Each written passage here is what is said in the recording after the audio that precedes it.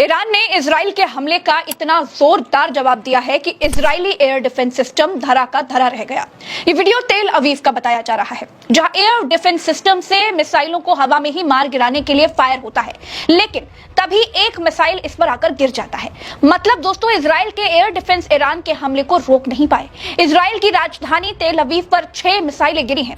ये जो तस्वीर आप देख रहे हैं, ये तेल अवीव की है। गाजा से युद्ध के दौरान ऐसा कभी नहीं हुआ कि इजराइल की राजधानी तेल अवीव को इतना बड़ा नुकसान पहुंचा हो। पिछले लगभग 2 साल के दौरान ये पहली बार है जब इजराइल ने सीधे ईरान की राजधानी तेहरान पर हमला किया। ईरान के 4 कमांडर मारे गए, 6 वैज्ञानिक मारे गए, ईरानी जहाजों को नुकसान पहुंचा। उसके बाद ईरान ने तेल अवीव पर घातक हमला कर दिया और इजराइल का एयर डिफेंस सिस्टम फेल हो गया। ऐसी खबर निकल करके आ रही है दोस्तों कि तेल अवीव पर जब ईरान ने हमला किया तो हमला इतना जबरदस्त था, चारों तरफ सिर्फ सायरन्स ही सायरन्स बज रहे थे। उस दौरान इजराइल के प्रधानमंत्री नेतन्याहू को सुरक्षित रखने के लिए बंकर के भीतर लेकर के जाया गया। ईरान का हमला इतना सटीक था दोस्तों कि इजराइल के डिफेंस हेडक्वार्टर को भी नुकसान हुआ है। इजराइल और ईरान के बीच युद्ध राजधानी टू राजधानी चल रहा है। पहले इजराइल ने ईरान की राजधानी तेहरान पर हमला किया, फिर ईरान ने तेल अवीव पर 160 मिसाइलें गिरा दी हैं। इजराइल और ईरान के बीच लड़ाई फिलिस्तीन को बचाने से कहीं आगे निकल चुकी है दोस्तों। अब लड़ाई इस बात की है कि इजराइल चाहता है कि ईरान परमाणु बम ना बनाने पाए।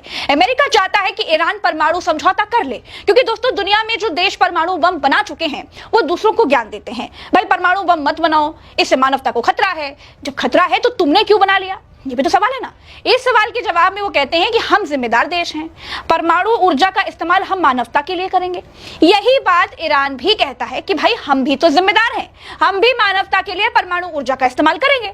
लेकिन अमेरिका, इजराइल समेत सारे पश्चिमी देशों को यह लगता है कि ईरान ने अगर परमाणु बम बना लिया तो मुस्लिम देशों का लीडर बनने की उसकी जो मंशा है वो पूरी हो जाएगी। वो प्रॉक्सी समूहों को आतंकवाद के लिए मजबूर करेगा।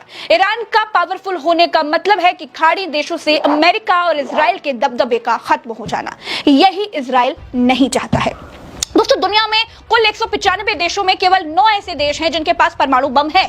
जैसे अमेरिका के पास 5044 परमाणु बम है, रूस के पास सबसे ज्यादा 5580 परमाणु बम है, चीन के पास 500 परमाणु हथियार है, फ्रांस के पास 290 परमाणु बम है, यूनाइटेड किंगडम के पास 225 परमाणु बम है, भारत के पास 160 से 172 परमाणु हथियार है, पाकिस्तान के पास 160 परमाणु बम है, इजराइल के पास 80 से 90 परमाणु हथियार है और उत्तर कोरिया के पास भी 20 से 50 परमाणु बम है। अब दोस्तों, अगर आपको ईरान और इजराइल की लड़ाई को समझना है तो फिर आपको परमाणु अप्रसार संधि के बारे में जानना पड़ेगा। देखिए, सारी लड़ाई की जड़ जो है वो यहीं पर है। पहली, परमाणु अप्रसार संधि यानी नॉन प्रोलिफरेशन ट्रीटी, जिसको शॉर्ट फॉर्म में एनपीटी कहा जाता है। ये परमाणु अप्रसार संधि 1968 में लागू हुई। ये एक अंतरराष्ट्रीय साथ है जिसको परमाणु हथियारों के प्रसार को रोकने के लिए लागू किया गया। कहा गया दोस्तों कि अब कोई परमाणु बम नहीं बनाएगा, ये बड़ा खतरा हो। केवल 5 देश यानी संयुक्त राज्य अमेरिका, रूस, यूनाइटेड किंगडम, फ्रांस और चीन को एनपीटी के तहत परमाणु हथियार रखने की मान्यता दी गई।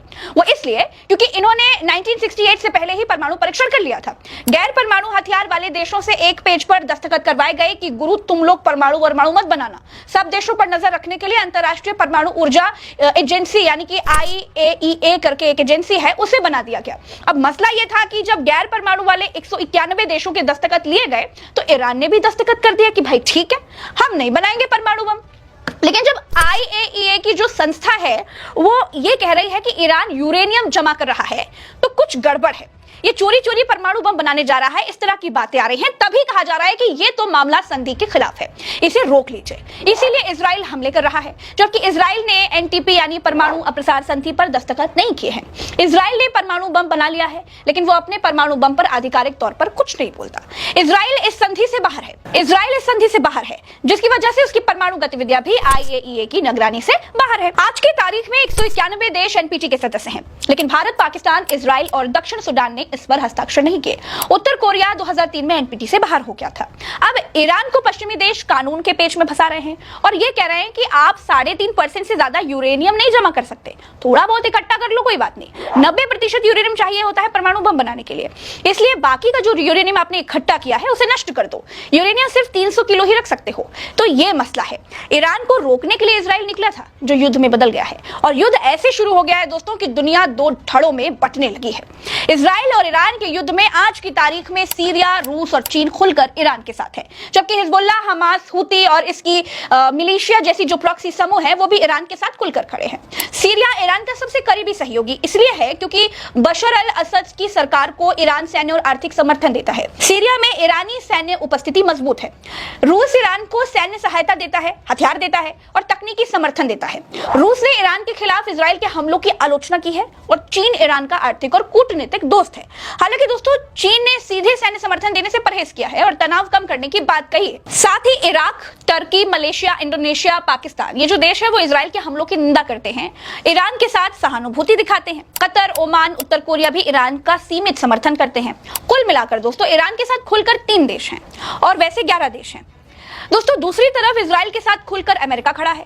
अमेरिका खड़ा है तो अमेरिका के सारे समर्थक देश भी इजराइल के साथ खड़े हैं, या फिर सारे पश्चिमी देश इजराइल के साथ खड़े हैं। वैसे नाम के साथ बताऊं तो संयुक्त राज्य America, United kingdom, France, Germany, ये लोग तन मन धन से, सेना, सब कुछ मतलब इजराइल के साथ बिल्कुल खुले तौर पर खड़े हैं। सऊदी अरब, संयुक्त अरब अमीरात, Bahrain, Austria, Canada, Poland, Spain, Norway, Austria, यूरोपीय संघ के कई देश जैसे नीदरलैंड, चेक गणराज्य, हंगरी, इटली, साइप्रस, ग्रीस और कुछ लैटिन अमेरिकी देश जैसे अर्जेंटीना और ग्वाटेमाला, ये सब वैचारिक तौर पर इजराइल का समर्थन खुलकर कर रहे हैं। तो कुल मिलाकर देखेंगे दोस्तों तो लगभग 50 देश ऐसे हैं जो इजराइल के साथ खड़े हैं और लगभग 11 देश ऐसे हैं जो ईरान के साथ खड़े हैं। बड़ी बात यह है दोस्तों कि खाड़ी के कई देश जैसे Saudi, UAE, Bahrain, Jordan Iran के साथ नहीं है, लेकिन खुलकर इजराइल के साथ भी नहीं है। ये अमेरिका के प्रभाव के कारण इजराइल का साथ दे सकते हैं। इजराइल और ईरान के लगभग 24 घंटे के दौरान हुए टकराव में सबसे पहले इजराइल ने 200 फाइटर जेट से ईरान के कई ठिकानों पर हमला किया। इजराइल ने इसे ऑपरेशन राइजिंग लायन नाम दिया। इजरायली ऑपरेशन में ईरान के 6 वैज्ञानिक, 20 मिलिट्री कमांडर मारे गए। ईरान ने पलटवार किया, इसे 2 प्रॉमिस 3 नाम दिया। 160 से ज्यादा मिसाइलें दागी गई। ईरान ने बैलिस्टिक मिसाइल से इजरायली रक्षा मंत्रालय को हिट करने का दावा किया। ट्रंप ने ईरान को धमकी दी, कहा परमाणु समझौता करें वरना बड़ा हमला होगा। इजराइल और ईरान के बीच युद्ध में पहली बार इजराइल को बराबर का दुश्मन मिला है। पहली बार इजराइल के तेल अवीव को किसी हमले से इतना बड़ा नुकसान हुआ है। ईरान के सामने खुद को मजबूत करने का लक्ष्य है और इजराइल के सामने लक्ष्य है कि वो अपने सामने अपने दुश्मन को मजबूत ना होने दे।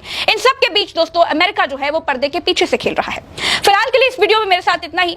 दोस्तों, वीडियो में दी गई जानकारी आपको कैसी लग रही है? क्या उससे आपका कुछ ज्ञानवर्धन हुआ है? अगर हाँ तो कमेंट में बताइएगा। मैं आपके कमेंट का इंतजार करूंगी और सारे कमेंट पढ़ूंगी। इजराइल ईरान वॉर की हर अपडेट डिटेल्स में मैं आपको बताऊंगी। प्रज्ञा का पन्ना सब्सक्राइब कर लीजिए ताकि समय पर आपको ये सारी डिटेल, सारी जानकारी मिलती रहे। तो मुझे यानी प्रज्ञा को दीजिए इजाजत। चलते हैं। राम राम तो अस्सलाम। जय।